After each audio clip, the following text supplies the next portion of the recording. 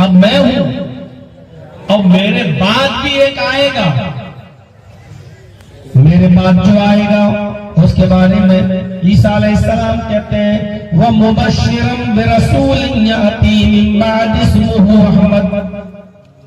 मैं तुम्हें शुभ समाचार देता हूं, मैं तुम्हें गुड न्यूज देता हूं, मैं तुम्हें एक अच्छी खबर सुनाता हूं, एक ऐसे रसूल की जो मेरे बाद आएगा, इस्मुहु अहमद, उसका नाम अहमद होगा। कुरान में रिकॉर्ड ईसा अलैहिस्सलाम ने भी अपनी कौम से कहा कि मेरे बाद एक रसूल आएगा, उसका नाम अहमद होगा। ये बात सिर्फ कुरान नहीं कह रहा है, आज भी जो ईसाई जिस बाइबल को पढ़ते हैं, जिस किताब को वो आज भी पढ़ते हैं, अगरचे उस किताब में चेंजिंग हुई, तब्दीली हुई, बदली गई, लेकिन इसके बावजूद आज भी उनकी किताब में लिखा है Jesus said I will pray the father. ईसा अलैहिस्सलाम ने कहा अपनी कौम के लोगों से कि मैं अपने बाप से ये दुआ करूंगा, मैं अपने बाप से ये प्रार्थना करूंगा, He shall give the another comforter, कि वो तुम्हें एक दूसरा रहबर दे, एक दूसरा रहनुमा दे, एक दूसरा मार्गदर्शक दे, एक दूसरा सिराते मुस्तकीम बताने वाला, सीधा रास्ता समझाने वाला वो तुम्हें अता फरमाए। I will not talk much with you, अब मैं तुमसे ज्यादा कुछ नहीं कहूंगा, अब मैं तुमसे ज्यादा कुछ नहीं कहना चाहता हूं। The prince of this world come, इसलिए कि इस दुनिया का शहजादा आने वाला है, इस दुनिया का शहजादा तशरीफ लाने वाला है। His name will be Ahmad, उसका नाम अहमद होगा। ये बाइबल में आज बाइबल में जो लिखा हुआ है उसी को कुरान ने कहा। ईसा अलैहिस्सलाम ने कहा था मुबश्शिरन बिरसूलिन याती मिन बाद इस्मुहु अहमद, मैं तुम्हें कैसे रसूल की खुशखबरी देता हूं जो मेरे बाद आएगा, उसका नाम अहमद होगा। भरा पड़ा है दूसरे मजहबों की तालीमात में, ये खजाना भरा पड़ा है। हमारे बिरादरान वतन जिनको हम अपने हिंदू भाई कहते हैं और जिनको गर्व है कि उनका धर्म प्राचीन धर्म है, सबसे ज्यादा पुराना धर्म है, हम अपने हिंदू भाइयों के ग्रंथों में भी देखते हैं।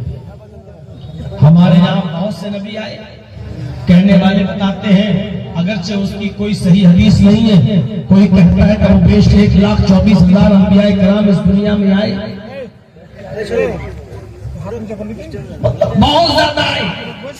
हिंदू धर्म के अंदर भी 64,000 पैगंबरों के आने का सबूत मिलता है। 64,000 ऋषियों, मुनियों, पैगंबरों, रसूलों के आने का सबूत हिंदू धर्म के अंदर भी मिलता है। हाँ, ताज्जुब है कि 24 रसूलों को महान बताया गया है और 25 पे तो तमाम रसूलों में सबसे बड़ा महान, 24 रसूल महान बताए गए हैं और 25वां अंतिम ऋषि बताया गया। हिंदू धर्म में कुरान के अंदर भी 25 ही नबियों का जिक्र आया है, अगरचे तादाद इधर भी बहुत है, तादाद उधर भी बहुत है। हिंदू धर्म में 24 ऋषि और पैगंबर और मुनि महान बताए गए हैं और लास्ट में जो आएगा वो 25वें नंबर पे होगा। यहां कुरान पढ़िए तो कुरान में भी 25 ही नबियों का नाम जिक्र किया है, उनमें मोहम्मद रसूलुल्लाह का भी नाम मौजूद है। ये सिलसिला हमें देखने को मिलता है और 25वें ऋषि को अंतिम ऋषि कहा गया है, अंतिम अवतार कहा गया है। और यह भी बताया गया है कि वो आखिर में आएगा, वो लास्ट में आएगा, उसका आगमन बिल्कुल कलयुग में होगा और लास्ट में होगा। हम भी मानते हैं कि मोहम्मद रसूलुल्लाह सल्लल्लाहु अलैहि वसल्लम आखिरी नबी है।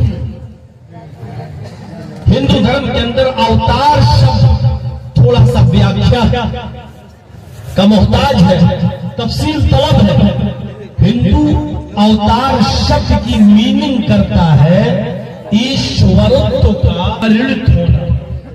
हिंदू अवतार का माना यह बताता है कि ईश्वर ही, अल्लाह ही मनुष्य का रूप धारण करके पृथ्वी पर अवतार लेता है।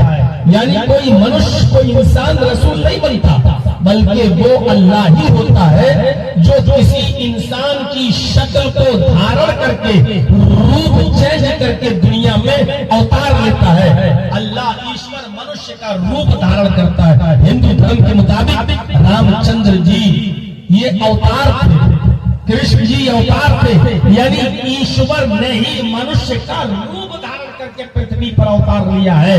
ये सत्य नहीं है, ये असत्य है, ये सच्चाई नहीं हो सकती है, क्योंकि अल्लाह स्वयं अवतार ग्रहण नहीं करता। अल्लाह जमीन पर नबी बनकर नहीं आता है, बल्कि अल्लाह अपने बंदों में से किसी को रसूल या पैगंबर बनाकर दुनिया में भेजता है। क्योंकि अवतार का माना होता है भेजा हुआ, अवतार का माना होता है भेजा गया, यानी जिसको भेजा गया। तो इसका मतलब ये हुआ कि उसका भेजने वाला भी कोई है। जिसको भेजा गया तो भेजने वाला भी कोई है। जो भेजने वाला है उसको हम अल्लाह कहते हैं, जो भेजा गया है उसको हम रसूल कहते हैं। आखिरी नबी जनाब मोहम्मद रसूलुल्लाह सल्लल्लाहु अलैहि वसल्लम के सिलसिले में नाम के साथ उनका वर्णन आया है, उनका जिक्र आया है।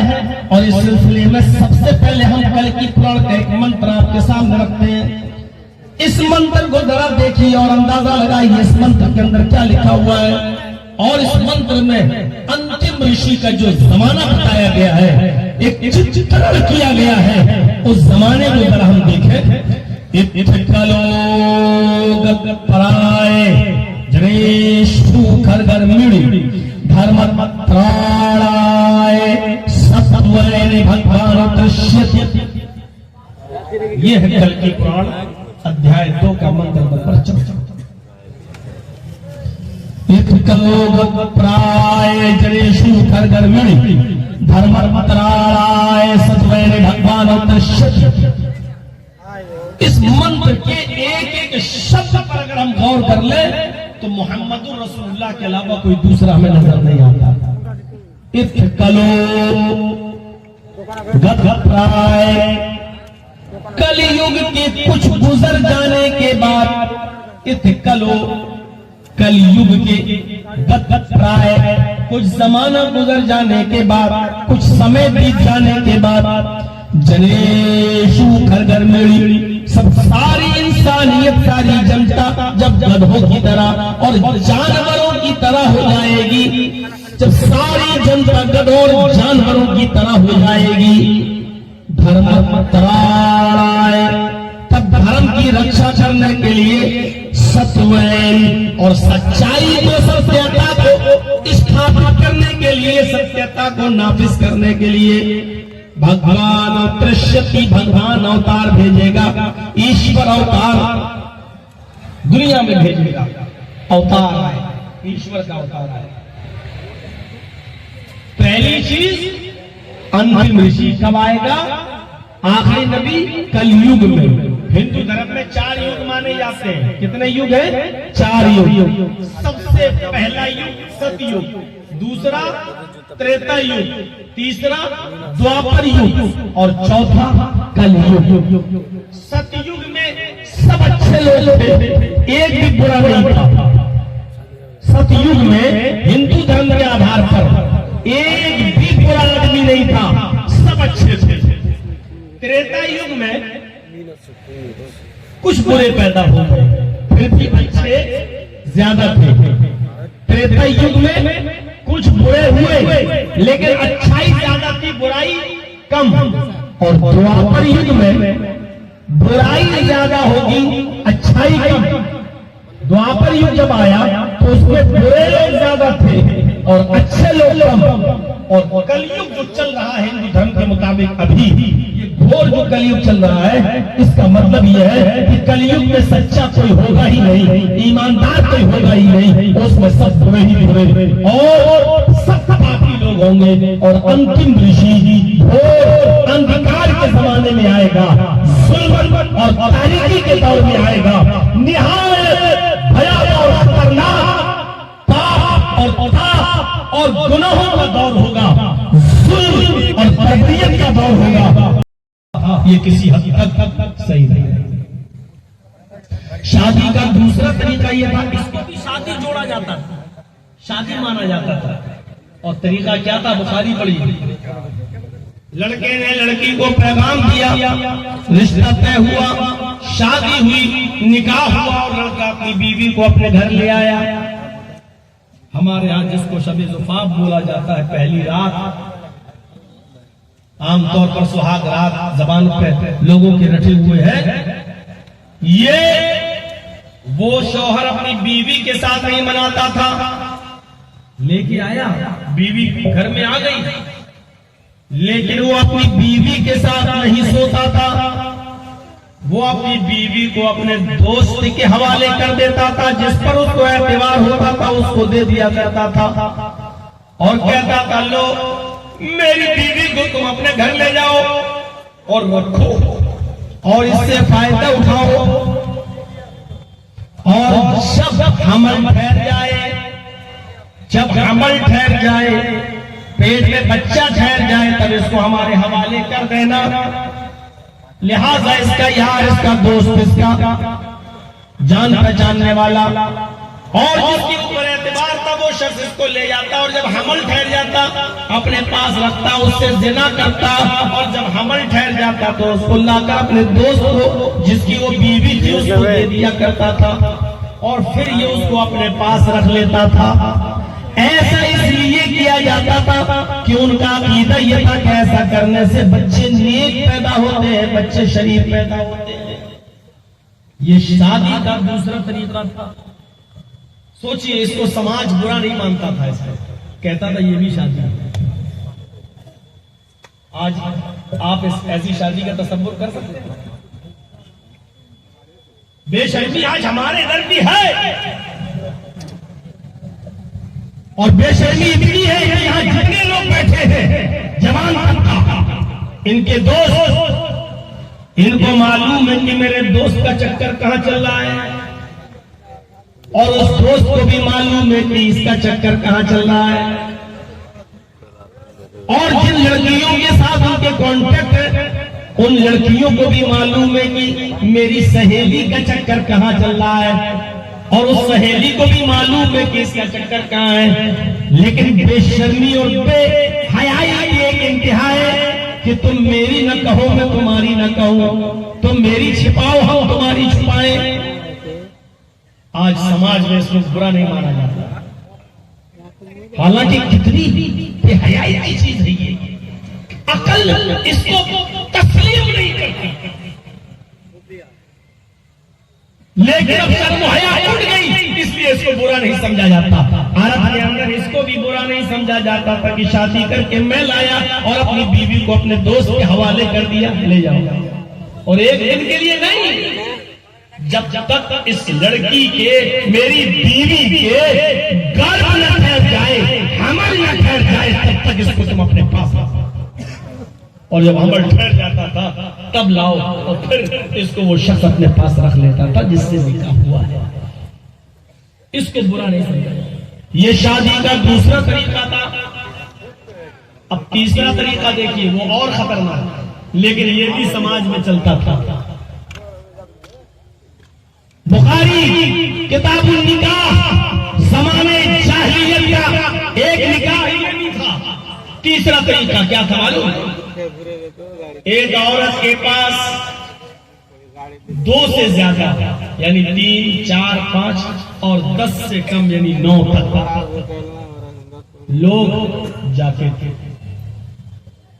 एक ही लड़की के पास 3 भी जा सकते थे, 4 भी, 5 भी, 6 भी, 7 भी, 8 भी, 9 भी, 10 से कम और 2 से ज्यादा एक ही लड़की के पास जाते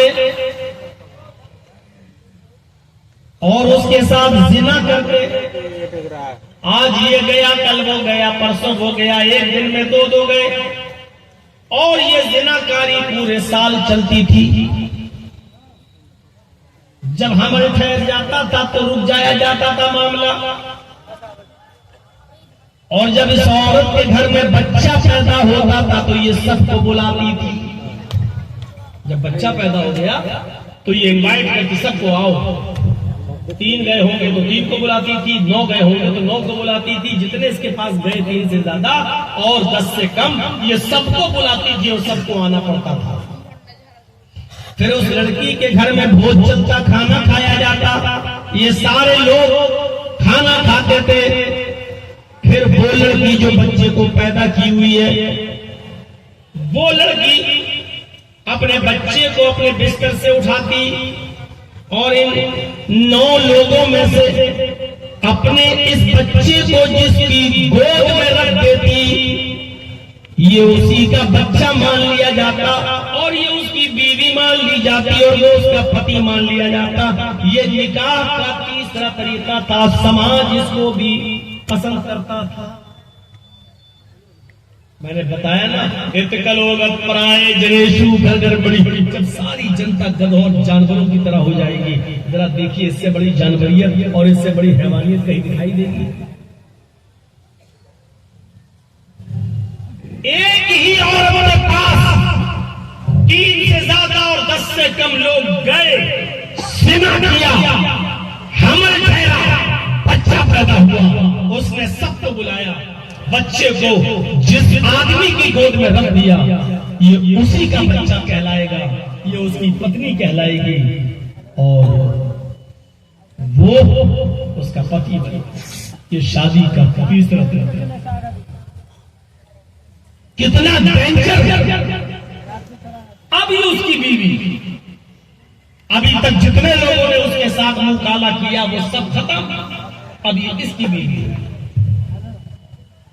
ये शादी का तीसरा तरीका था। और चौथा तरीका जरा देखिए, चौथा तरीका ये भी शादी थी। औरतें अपने घरों में हरी झंडी लगा लेती थी। हरी झंडी लगा दी अपने घर पर। जिसके घर पर हरी झंडी लगी हुई है, ये समझा जाता था कि इस घर की औरत हमें दावत दे रही है, उसके पास जो जाना चाहे चला जाए। यहां तो 9 से कम थे, लेकिन यहां कोई गिनती नहीं। हरी झंडी लगी हुई है, लेकिन अब सब खत्म। अब जिस और आदमी से इसकी शक्ल मिल गई बच्चे की, उसी की गोद में बच्चा रख दिया गया, अभी उसी का बच्चा कहलाएगा।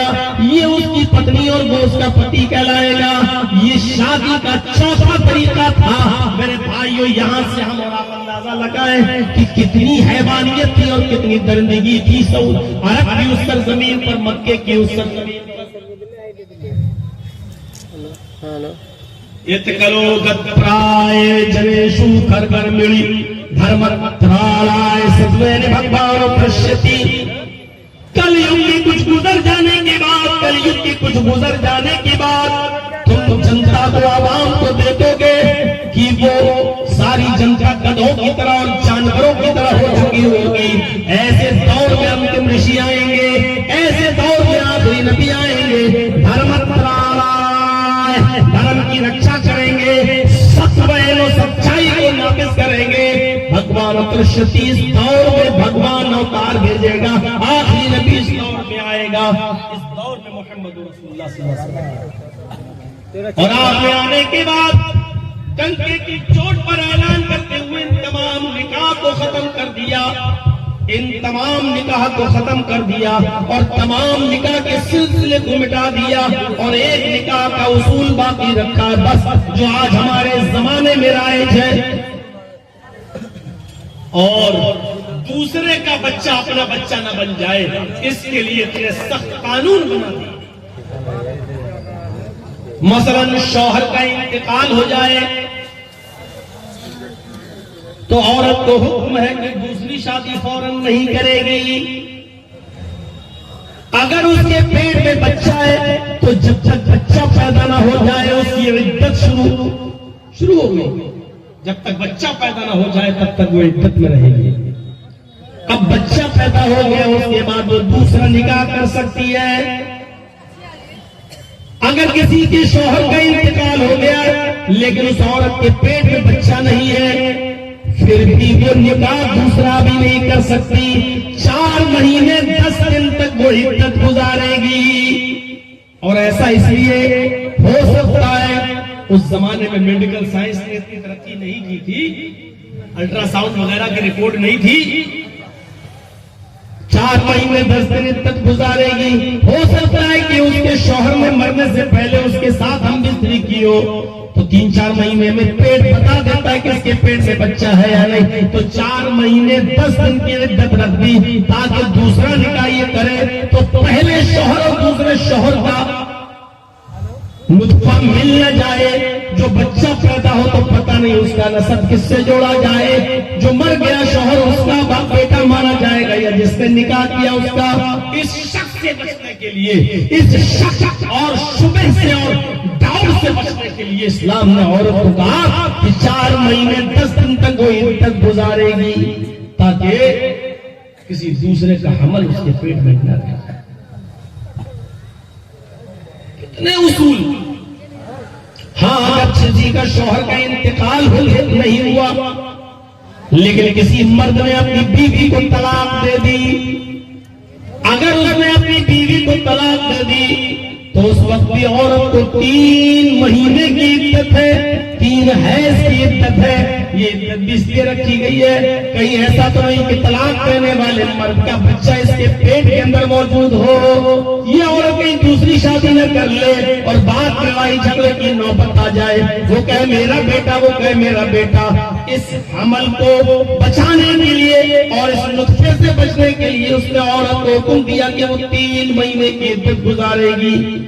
गौर कीजिए, शौहर मर गया, पेट में बच्चा है तो औरत की इद्दत उस वक्त तक है जब तक कि बच्चा पैदा ना हो जाए। अगर 1 दिन का हमल है तो औरत 9 महीने तक इद्दत करेगी। पेट में बच्चा है लेकिन आज शौहर का इंतकाल हुआ और शौहर के इंतकाल होने के दूसरे दिन बच्चा पैदा हो गया तो औरत की इद्दत खत्म। अब वो जब चाहे दूसरी शादी कर सकती है क्योंकि बच्चा पैदा हो चुका है। मेरे भाइयों तसव्वुर करो, और अगर औरत मर गया, शौहर मर गया, पेट में बच्चा नहीं है तो औरत 4 महीने इद्दत गुजारेगी। आदमी मरा नहीं है लेकिन तलाक दिया अपनी बीवी को तो औरत 3 महीने इद्दत गुजारेगी। सोचिए तो सही, अगर कोई औरत या कोई लड़की अपनी मर्जी से खुला लेती है, आदमी उसको तलाक देने को तैयार नहीं है और बीवी उसके साथ रहना नहीं चाहती है, शराबी है, जुआरी है, कबाबी है, बेनमाजी है, वो कहती है मुझे छोड़ो, वो छोड़ने के लिए तैयार नहीं है तो औरत खुला ले सकती है। खुला लेने का मतलब यह है कि काजी उसके निकाह को फिस्क कर देगा और कह देगा कि इस औरत ने खुला ले लिया है, यानी इस औरत ने अपनी मर्जी से आदमी को छोड़ दिया है। जब औरत अपनी मर्जी से अपने शौहर को छोड़ेगी और खुला लेगी तो उसकी भी इद्दत गुजारेगी और वो इद्दत भी एक हैज है, एक पीरियड है। जब तक उसको महीना ना जाए, पीरियड ना जाए तब तक वो दूसरा निकाह नहीं कर सकती।